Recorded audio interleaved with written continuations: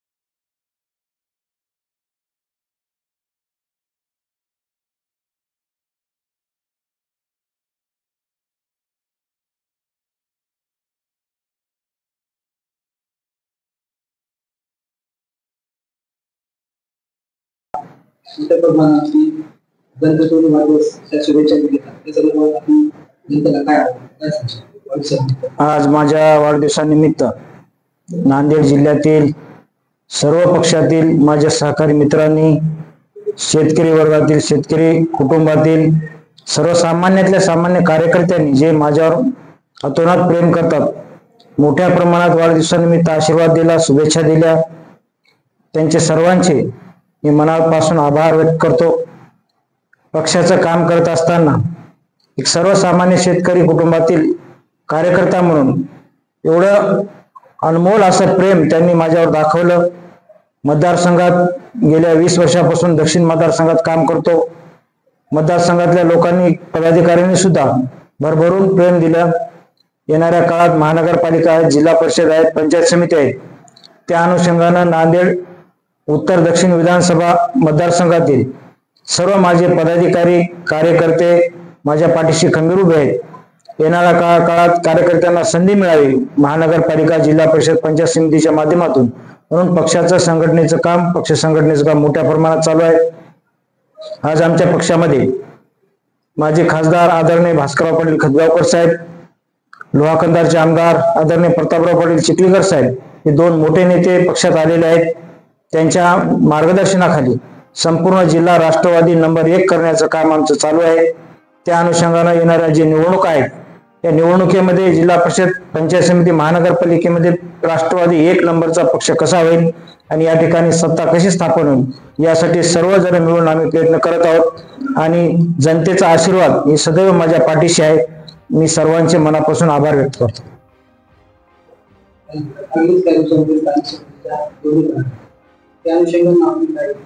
स्थानिक स्वराज्य संस्थेच्या अनुषंगानं मागच्या अनेक दिवसापासून 2010ला जेव्हा मी विरोधी पक्षनेता होतो, 9 ते 11ला, त्यावेळेस 11 नगरसेवक निवडून आणले होते.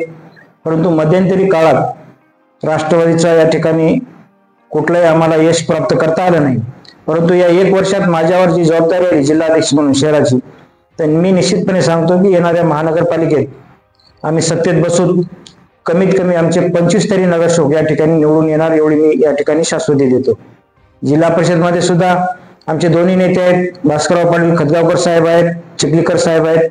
दोन्ही नेते प्रयत्न करत आहेत आणि आम्ही सर्व आमची जुनी आणि नवी टीम प्रयत्न करून त्या ठिकाणी सुद्धा आम्ही सत्तेत कसं यशाल आणि आम्हाला सत्तेत आल्यानंतर सर्वसामान्य जनतेचे प्रश्न सोडवायचे, त्यांचे काम करायचे, त्यांच्या अडीअडचणी सोडवायच्या.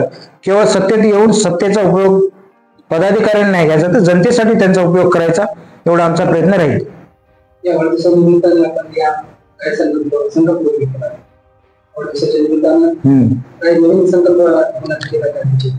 वाढदिवसानिमित्त नवीन संकल्प एकच आहे की मागील 25 ते 30 वर्षापासून मी एकाच ठिकाणी एकाच पक्षात काम करतो. परंतु 2 वेळेस मला दक्षिण विधानसभेची उमेदवारी मिळता संधी हुकली. तिसऱ्यांदा महायुतीमध्ये जागा सुटली. आता शेवटचा पर्याय यावेळेस 2029च्या निवडणुकीची मी आजपासूनच तयारी करत आहे. 2029ला येणाऱ्या विधानसभेचा मी प्रमुख दावेदार उमेदवार राहील आणि निश्चित त्या ठिकाणी यश प्राप्त करून देईल पक्षाला, एवढं या ठिकाणी सांगतो.